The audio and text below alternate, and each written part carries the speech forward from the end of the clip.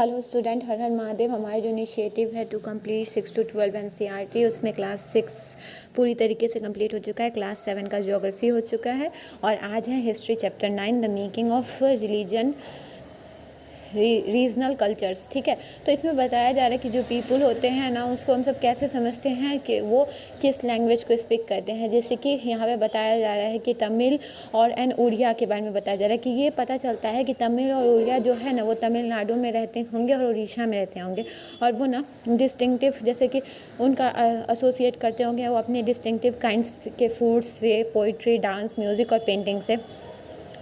और हम सब कभी कभी ना आइडेंटिफाइज करते हैं ग्रांटेड और अज्यूम करते हैं कि एग्जिस्टेड टाइम मेमोरियल में क्या था। ठीक है, however the frontier separating regions have evolved over time and in fact are still changing. और जो फ्रंटायर सेपरेटिंग रीजन होता है ना, वो हर वक्त इवॉल्व होते रहता है टाइम के हिसाब से, और अभी भी चेंज हो रहा है।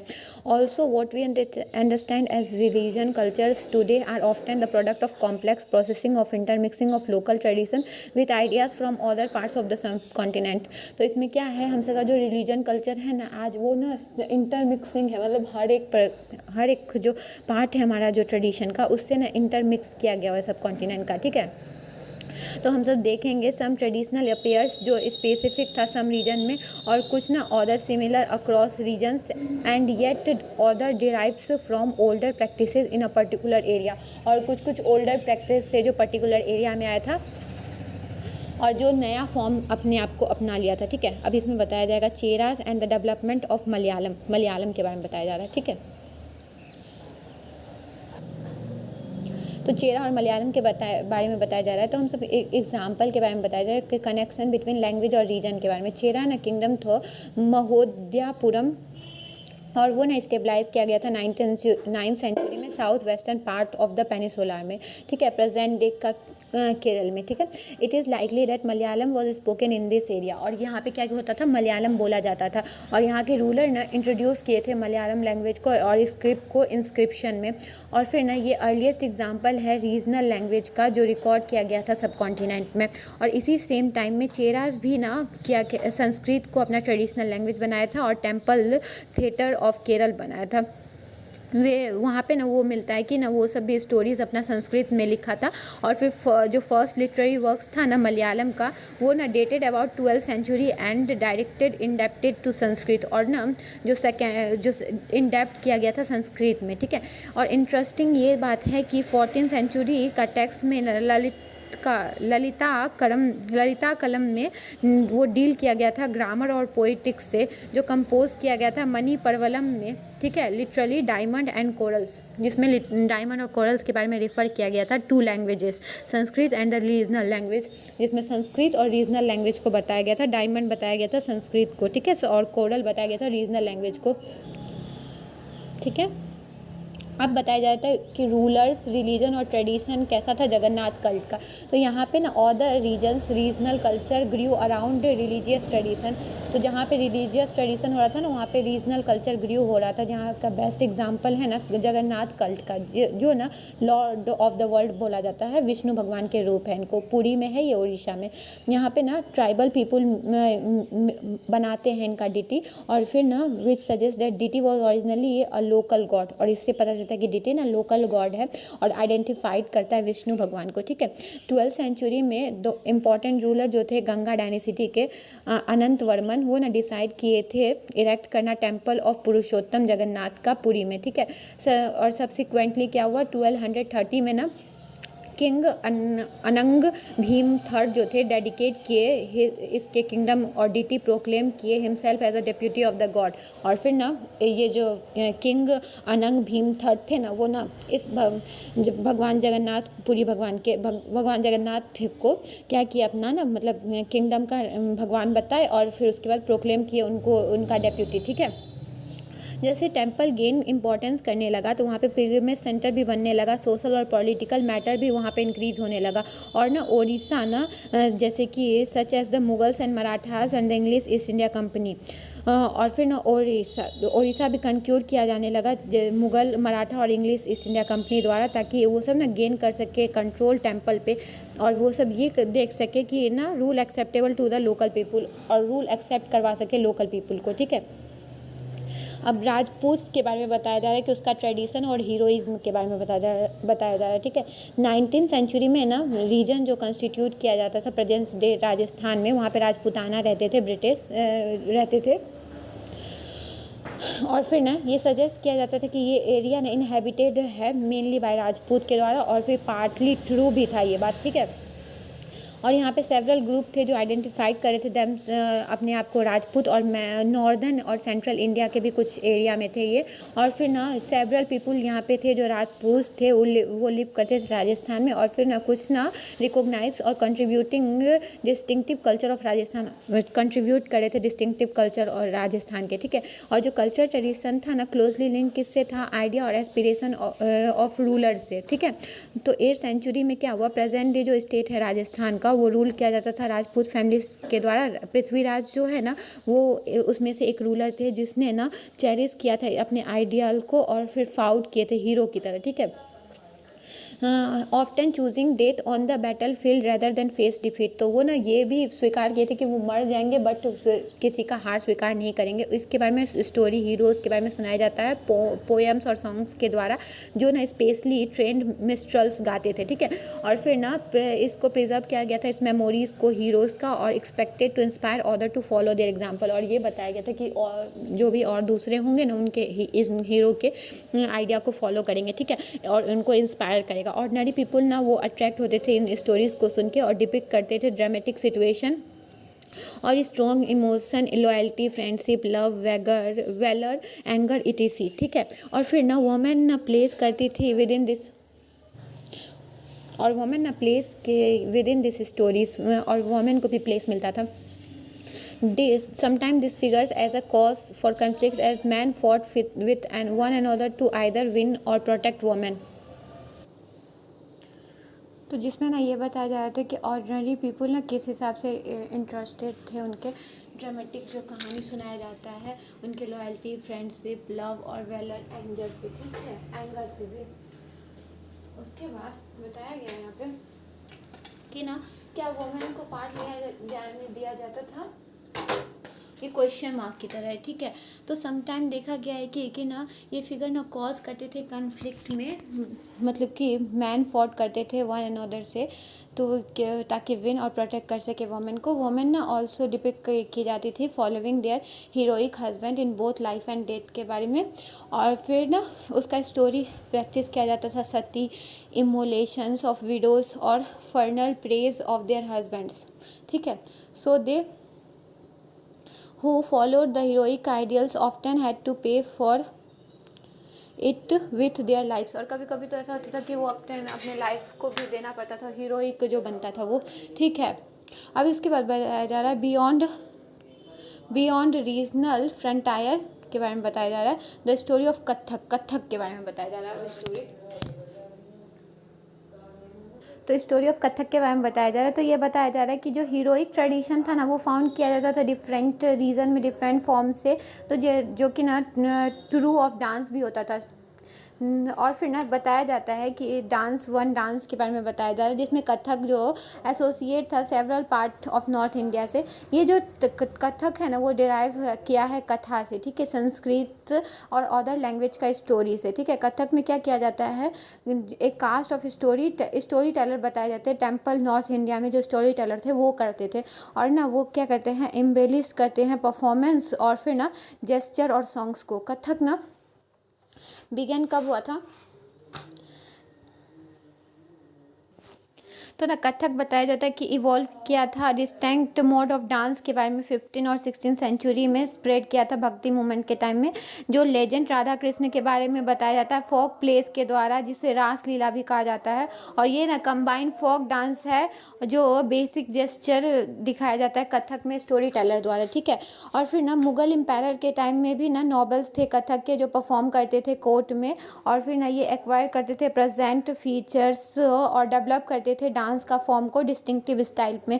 सब्सिक्वेंटली डेवलप्ड इन 2 ट्रेडिशन और घरानास, और ये ना 2 ट्रेडिशन और घरानास में सबसे ज़्यादा फेमस हुआ, एक था राजस्थान का जयपुर और दूसरा था लखनऊ का। फिर अंडर ना जो पैट्रनेज थे वाहिद अली शाह जो लास्ट नवाब थे अवध के, उस टाइम में ना ये मेजर आर्ट फॉर्म भी बना था। ठीक है, मेजर आर्ट फॉर्म भी बन गया था। और फिर थर्ड क्वार्टर में जो 9th सेंचुरी के टाइम में ना, तो इसमें बताया जा रहा है कि ना वो जो क्या कहता है, वो 9th सेंचुरी में ना डांस फॉर्म में बहुत ज़्यादा, थर्ड क्वार्टर जो था 9th सेंचुरी का, उसमें ना ये बहुत ज़्यादा फेमस हो गया था 2 रीजन्स में, ठीक है। जैसे कि अजॉइनिंग एरिया था जो पंजाब, हरियाणा, जम्मू कश्मीर, बिहार, मध्य प्रदेश। और फिर ना ये लेड किया था इंट्रिकेट एंड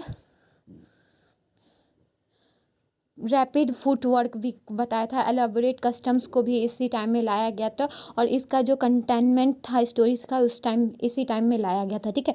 कथक ना सेवरल अदर कल्चरल प्रैक्टिसेस में भी फॉलो किया जाता है, व्यूड भी किया जाता है। जैसे ब्रिटिश एडमिनिस्ट्रेशन 19th और 20th सेंचुरी में भी ये था, मोस्ट डिसफेवर था।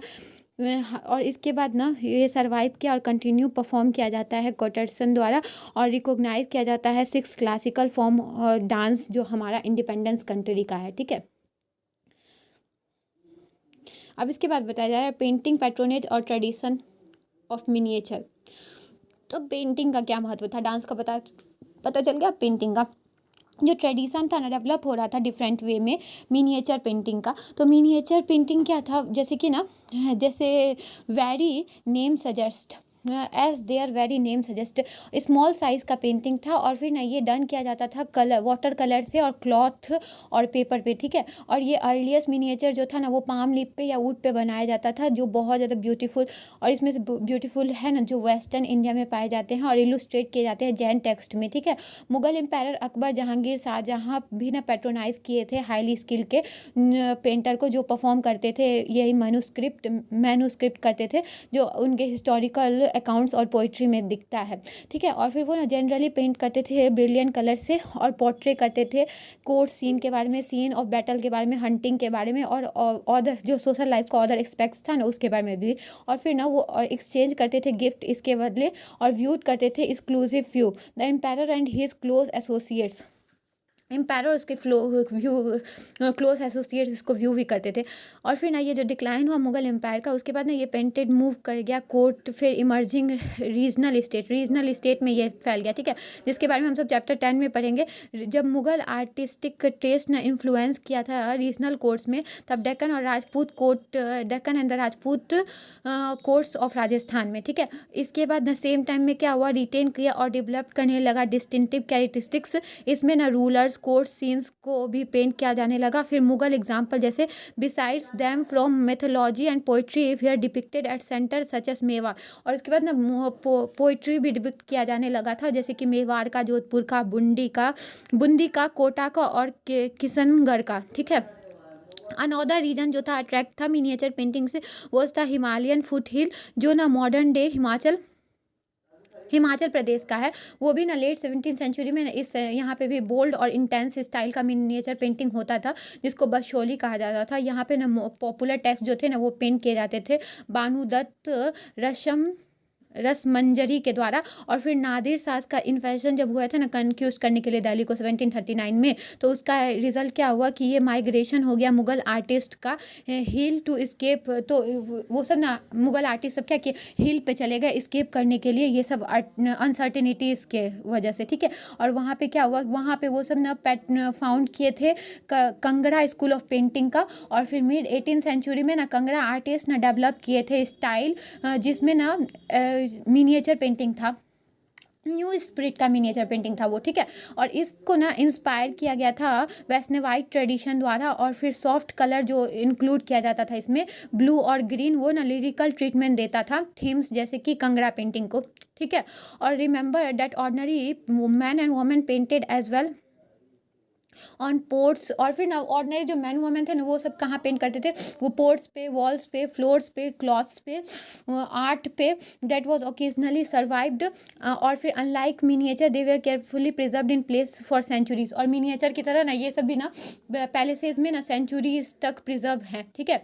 अब बताया जा रहा है कि क्लोजर लुक ऑफ बंगाल का, ठीक है। तो कैसे हुआ growth of regional language Bengal में।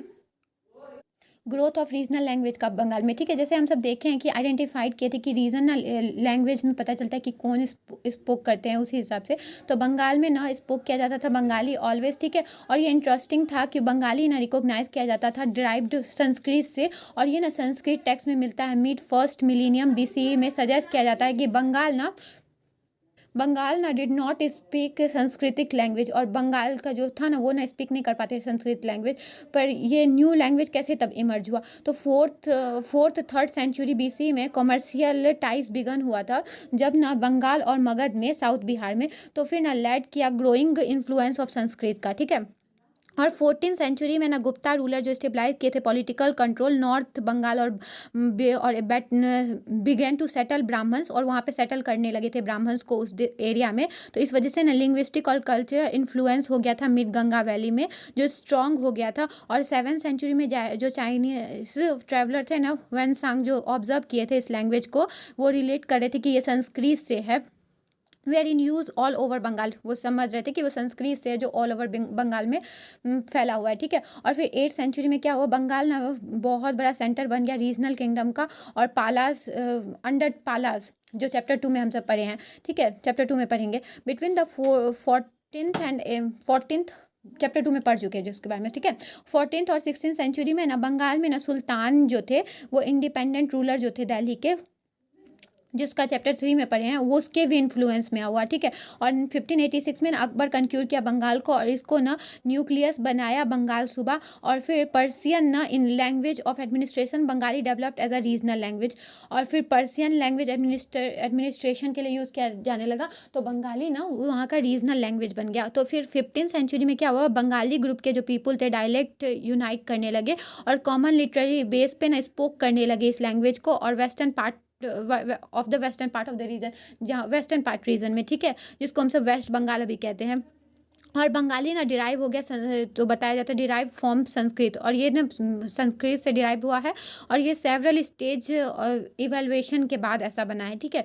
और फिर इसके बाद ना वाइड रेंज जो संस्कृत वर्ड है इसमें है डिराइव किया गया है सोर्स, जैसे कि ट्राइबल लैंग्वेज से, पर्सियन से, यूरोपियन लैंग्वेज से, और फिर कुछ पार्ट है मॉडर्न बंगाली का। अर्ली बंगाली लिटरेचर जो था ना वो डिवाइड किया गया था 2 कैटेगरीज में, वन इन डेप्थ था संस्कृत से, और अदर इंडिपेंडेंट था, ठीक है। फर्स्ट जो इंक्लूड था ट्रांसलेशन था संस्कृत एपिक का, जैसे मंगल काव्यास लिटरली ऑस्पिशियस पोयम, और डीलिंग विथ लोकल डिटीज, तो मंगल काव्यम से था, जो ना क्या कहता है, वो बताया जाता है कि वो पोयम था जो डीटी के बारे में था। और दूसरा भक्ति लिटरेचर था, जो बायोग्राफीज था चैतन्य देव का, वो ना लीडर ऑफ द वैष्णवाई भक्ति मूवमेंट के थे, जो चैप्टर 8 में पढ़े हम सब। और सेकेंड जो इंक्लूड करा था नाथ लिटरेचर, वो ना मन्यमती और गोपी चंद्र के बारे में था। सॉन्ग जो था मन्यमती और गोपी चंद्र का स्टोरी से था, वो कर रहा था worship of Dharma Thakur and fairy tales folk tales and ballads, इसके बारे में भी है, ठीक है। The text belong करा था first category easier to date, and several manuscripts have been found indicating that they were composed between the late 15th and mid 18th century। तो इसमें ये बताया जाता है, टेक्स्ट से पता चलता है कि 15th और मिड 18th सेंचुरी में डिराइव किया है, कंपोज किया गया है। और फिर ये सेकेंड कैटेगरी सर्कुलेट करता है कि ये ना can not be prescribe dated, और ये ना ऑर्ली है, और ये ना प्रिस्क्राइब नहीं कर पा रहा है डेट को। तो इसमें ये पता चल रहा है कि ईस्टर्न बंगाल पॉपुलर जो हो गया था ईस्टर्न बंगाल में, और इन्फ्लुएंस करा था ब्राह्मण्स को रिलेटिवली वीक, ठीक है। पीर्स और टेम्पल्स के बारे में बताया जा रहा है।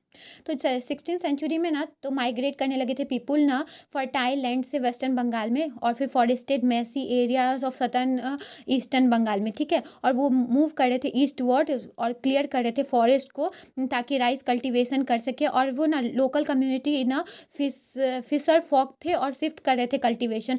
फिर वो क्या किए थे, और वो often tribal merged with new communities and peasants, वो न्यू कम्युनिटी और पीजेंट से मिल रहे थे। फिर वो ना स्टेबलाइज कर रहे थे कंट्रोल, जो मुगल कंट्रोल था ना ओवर बंगाल का, और capital of heart of eastern delta at Dhaka, और कैपिटल जो था उसका ढाका, वो वहाँ पे स्टेबलाइज कर रहे थे। वहाँ पे ना ऑफिशियली फंक्शनरीज जो थे वो ना वहाँ पे लैंड पे ना मॉस्क्यूज को बना रहे थे, और फिर ना वहाँ पे रिलीजियस ट्रांसफॉर्मेशन ला रहे थे उस एरिया में।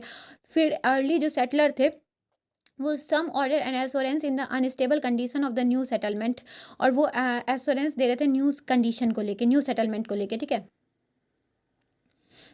और ये ना प्रोवाइडेड है कि कम्युनिटी लीडर जो थे वो फंक्शन कर रहे थे टीचर और एड्यूजेसिटर के द्वारा, जो सम टाइम ना अस्क्राइब करते थे सुपर नेचुरल पावर, ठीक है। पीपुल वहाँ पे रेफर कर रहे थे अफेक्शन और रिस्पेक्ट पीर्स को लेके, ठीक है।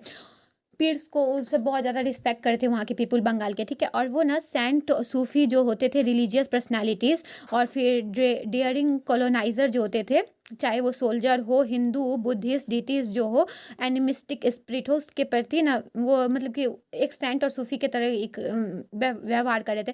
The cult of pirs became very popular and their shrines can be found everywhere in Bengal. और कल्ट जो पीर का था ना वो बहुत ज़्यादा पॉपुलर हो गया था उस टाइम में, और इनका श्राइन ना हर जगह बंगाल में देखने को मिलता है। बंगाल ने विटनेस किया था टेम्पल बिल्डिंग का लेट 15 सेंचुरी में, और फिर कल्मिनेट किया था 19 सेंचुरी में। और जो चैप्टर 2 एंड 5 में हम सब पढ़े हैं कि टेम्पल और अदर रिलीजियस स्ट्रक्चर जो बना था इंडिविजुअल और ग्रुप के द्वारा, वो बहुत ज़्यादा पावरफुल हो गया था और डेमोन्स्ट्रेट करने लगा था पावर, और फिर प्रोक्लेम करने लगा था देयर पिटी, ठीक है। और फिर ना मॉडेस्ट ब्रिक्स जो था टेराकोटा टेम्पल था बंगाल में बिल्ड किया जाने लगा था, support of low social groups जो थे ना, लो सोशल ग्रुप्स, उनके सपोर्ट से, ठीक है। और फिर इसके वजह से ना kolu oil preserver and khansari bell metal worker, कौन कौन थे ये लो सोशल ग्रुप? तो कोलू थे जो ऑयल प्रिजर्वर थे, और खानसरी थे जो बेल मेटल वर्कर, वो सब ना इसमें सपोर्ट करते थे, ठीक है। और ये जो यूरोपियन ट्रेडिंग जो कंपनीज जो आई थी इकोनॉमिक अपॉर्चुनिटीज़ लेके, तो मैनी फैमिली जो थे ना ये सोशल ग्रुप के अवेल्ड ऑफ दिस, और इससे ना अवेल्ड हो गए थे। As their social economic position improve, जैसे कि उनका सोशल इकोनॉमिक पोजीशन इम्प्रूव हो गया था ब्रिटिश इंडिया के वजह से आने से, ठीक है।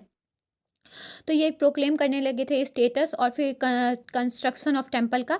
फिर ना लोकल डिटीज़ जो थे ना वो वंस वर्शिप किया जाता था, हाँ, जैसे कि हर्ट्स में, विलेज में। फिर रिकॉग्नाइजेशन मिलने लगा ब्राह्मण को, और जो इमेज था began to be housed in temple, और फिर इमेज जो था ना वो हाउस करने लगा टेम्पल में ही, ठीक है।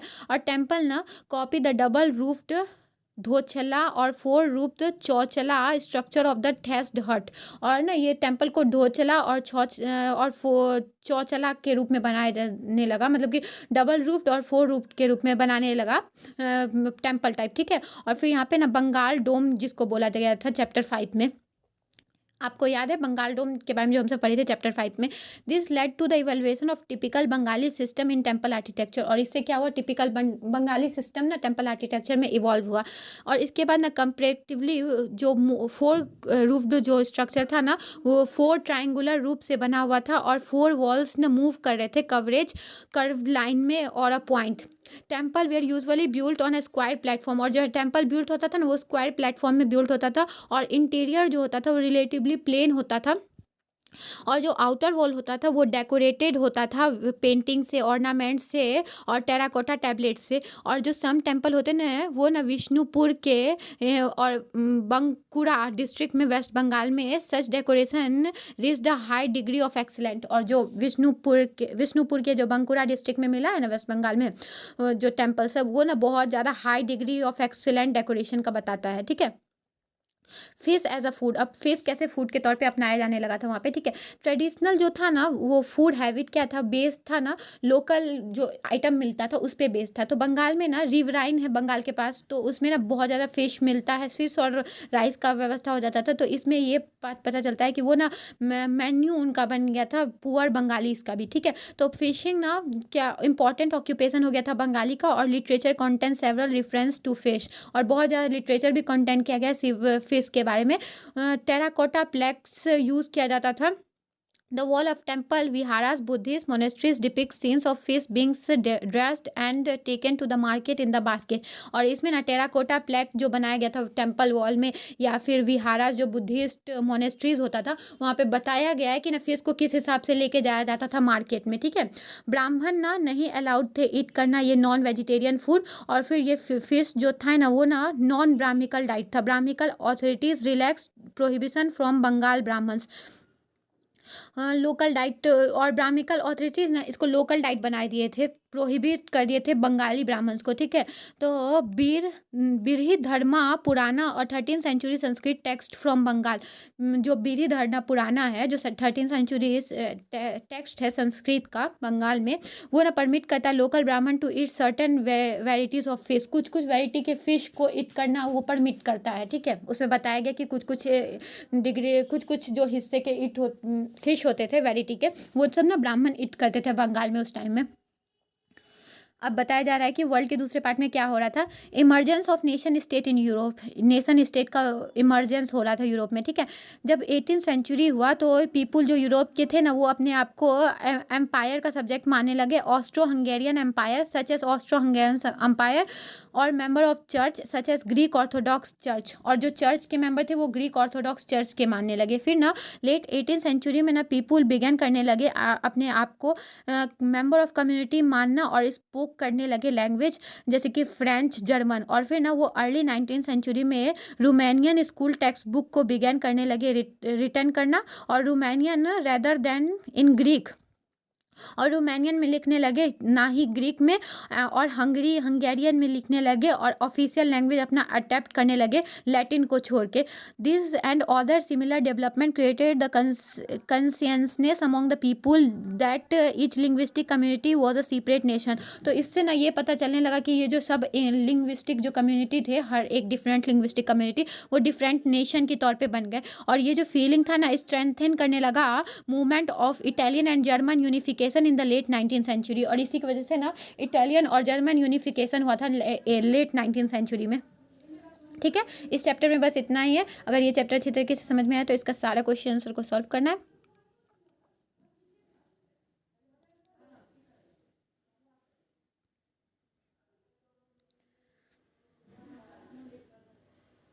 I hope you understand. अगर कोई भी प्रॉब्लम हो या कोई भी डाउट हो तो आप कमेंट में पूछ सकते हैं। Thank you.